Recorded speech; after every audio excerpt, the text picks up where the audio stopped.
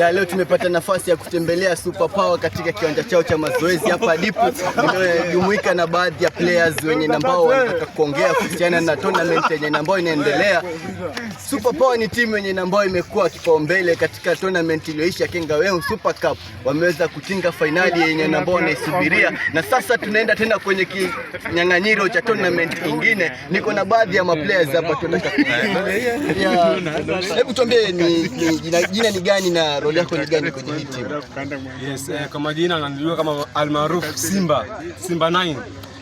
Mimi ni mchezaji Super Power, ni role yangu mimi ni striker. Sawa. Hii timu yetu bana, sisi tunajiamini. Na jamaa, sisi mkituunga mkono tutafika mbali.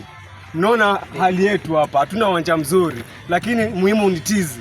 Tizi ndio zinafanya tutashinda hizi mechi. Alafu sasa tuko finali. Unaona? Kama kuna support jamaa mtu support. Hatuna balls, hatuna viatu, lakini hivyo ngumu. Kwa hivyo jamaa, big up sana. Sisi tuwaweza. Tutaongea sana na viongozi mambo na vifaa vya mpira nini sijali vitakuja. Alafu ningetaka kuwauliza, labda unajua mmecheza game mbili, naona mmeshinda game zote. Ni pressure gani ama ni influence gani mko nayo kama team sasa kuangalia game nyingine yenye imebaki?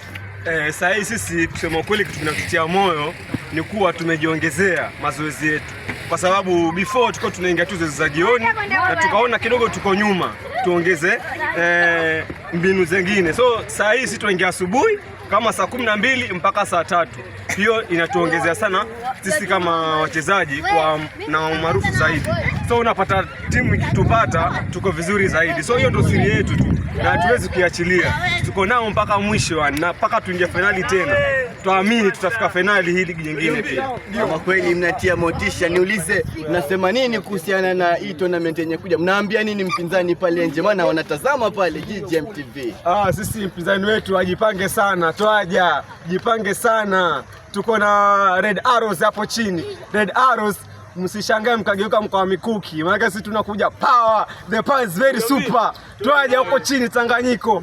Tutawapiga. Huu ni mwambo usiotingisika na twajiamini. Next game must win.